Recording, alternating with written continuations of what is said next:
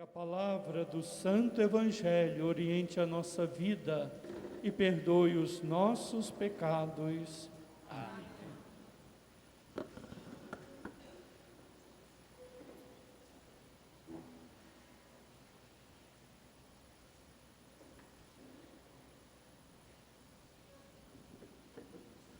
Meus queridos irmãos, minhas irmãs, amados e amadas de Deus, vocês que vieram hoje para este nosso encontro na Eucaristia, na nossa Igreja Catedral, vocês que estão em casa e se unem a nós também em oração. A palavra de Deus hoje vem ao nosso encontro, nos ajudando a perceber a importância de entendermos que a nossa vida não é um acaso, um acidente no mundo, mas que a nossa vida, ela existe como consequência de um chamado, e ela existe em vista de um objetivo, de uma finalidade. Nós temos uma razão para existir, e nós temos um motivo para viver.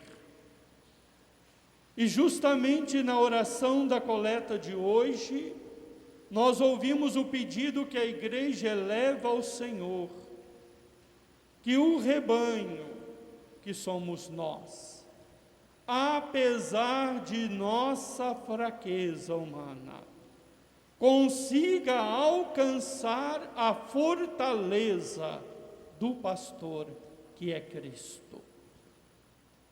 Neste domingo de Páscoa, nós temos diante de nós mais um momento para conhecermos a Jesus Cristo. Se no domingo passado da misericórdia, Cristo nos era mostrado como a divina misericórdia da Trindade, que derramando-se sobre nós, nos lavava e nos restaurava, libertando-nos dos nossos pecados. Hoje o Senhor manifesta a sua imagem daquele que é a presença de Deus cuidando, conduzindo, amparando a todos nós.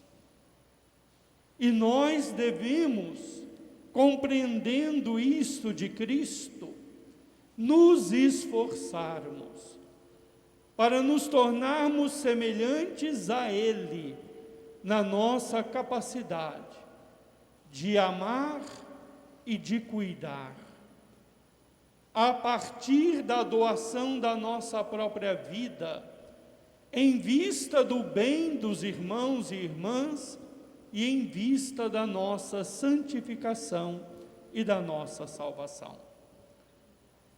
Na primeira leitura, São Pedro, ele nos alerta que é Cristo a fonte da nossa salvação.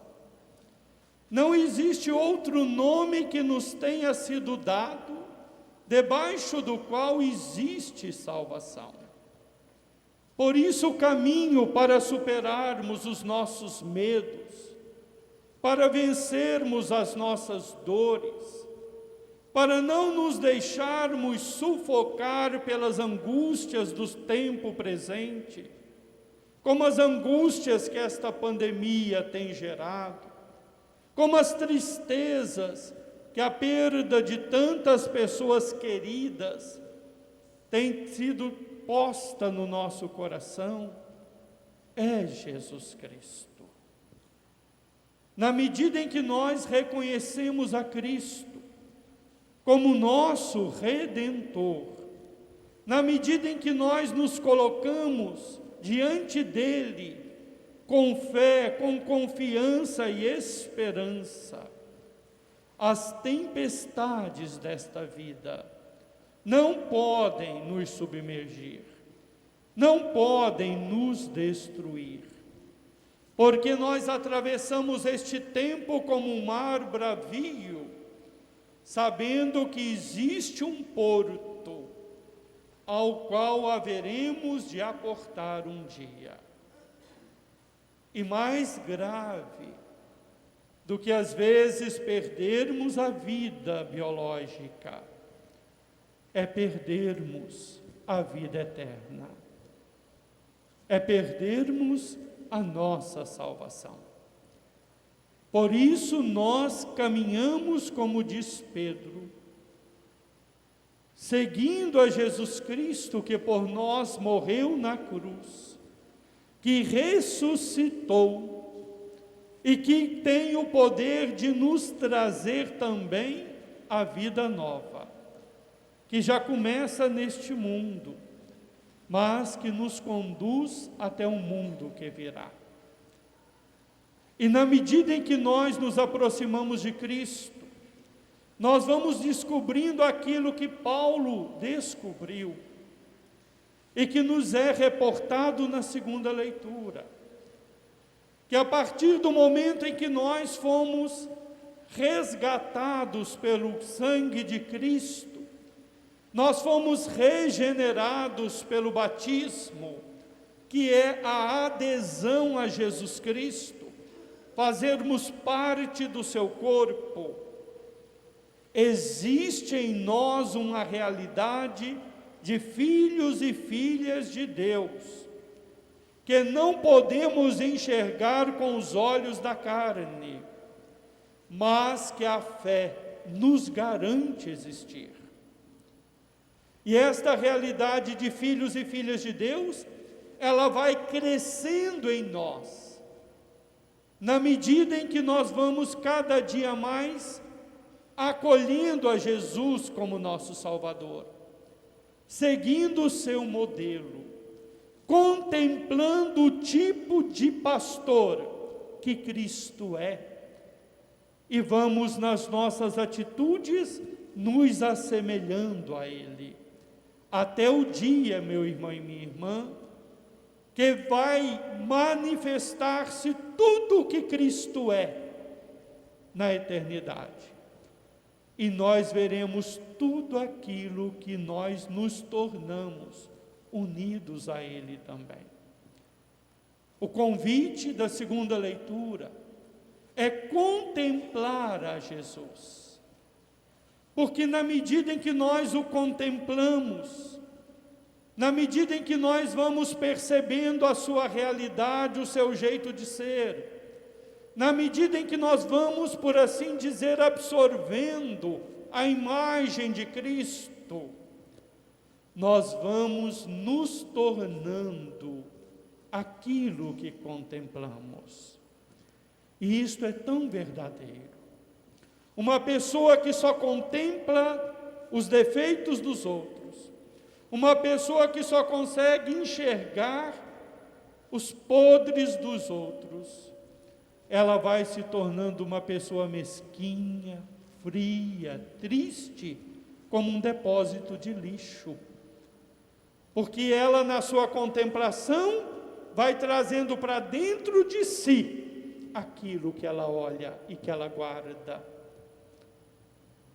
Na medida em que nós contemplamos a beleza do mundo, a beleza da bondade, da caridade, do perdão, coisas raras de nós contemplarmos nos jornais e nas televisões.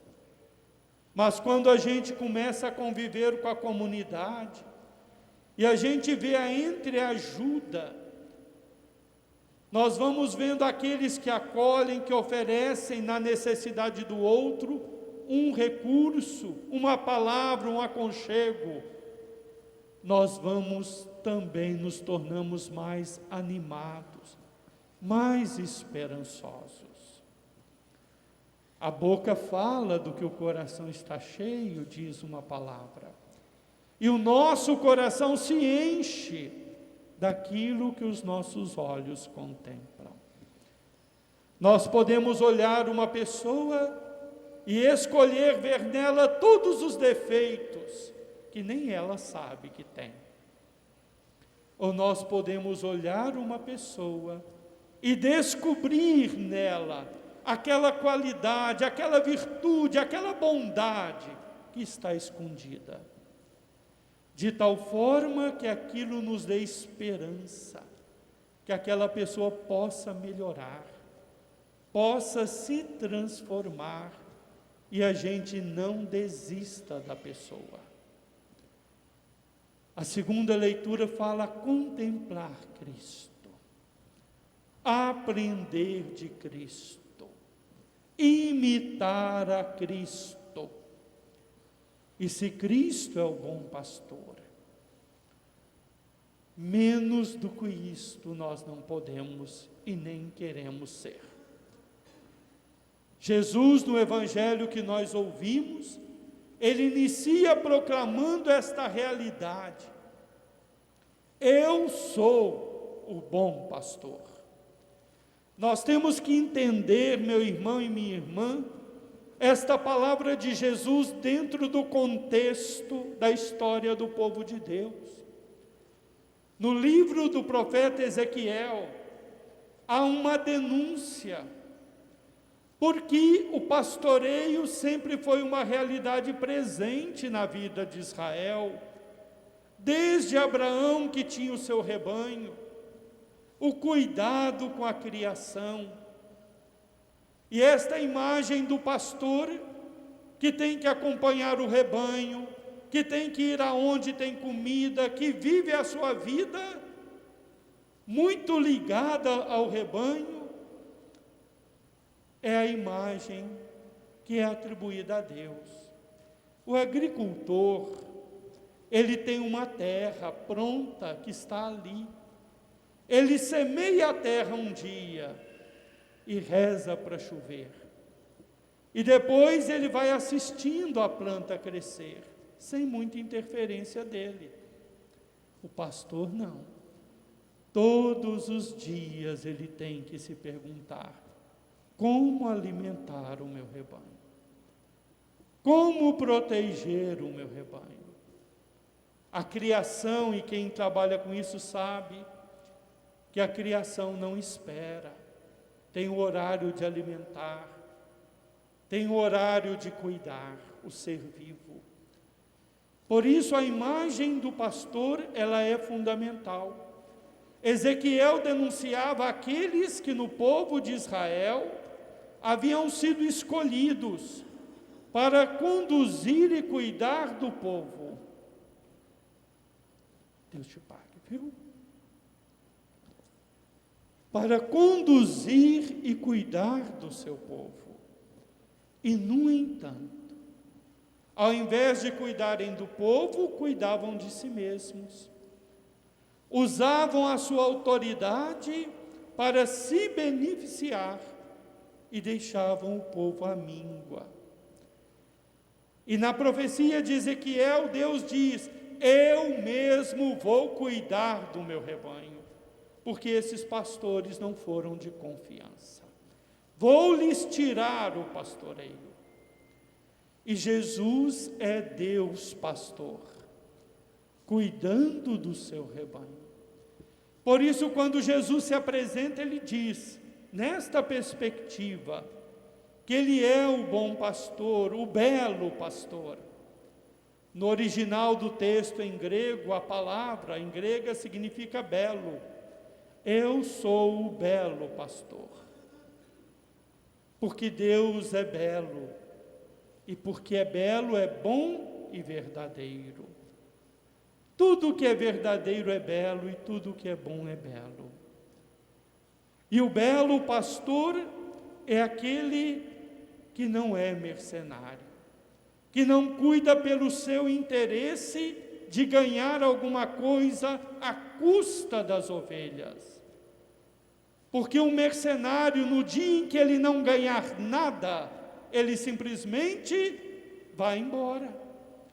No dia que não for vantajoso para ele estar na vida do seu rebanho, ele simplesmente vai embora.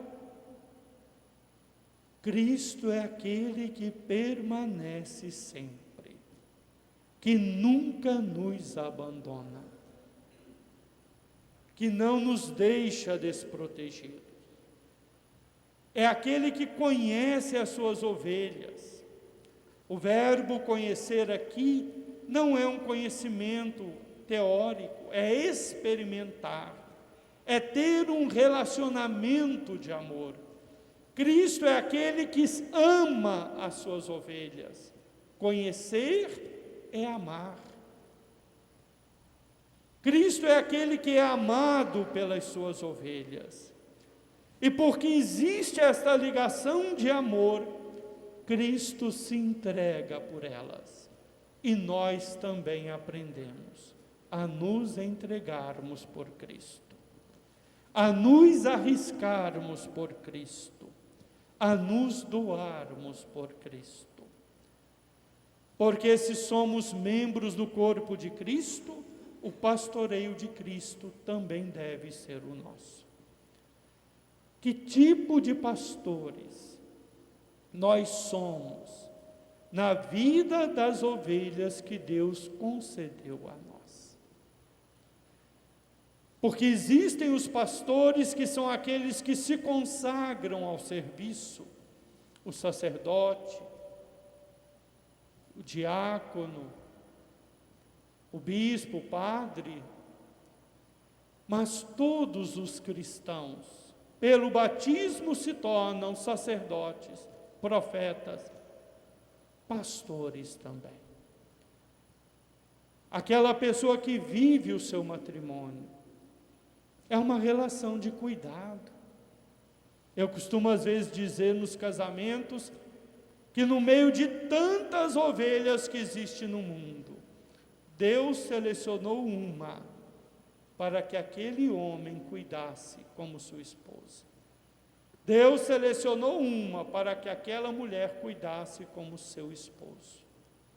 Os filhos são ovelhas do Senhor, posta na vida dos pais. As responsabilidades que nós assumimos nos movimentos da igreja, nas pastorais, é o exercício do nosso pastoreio, do nosso cuidado.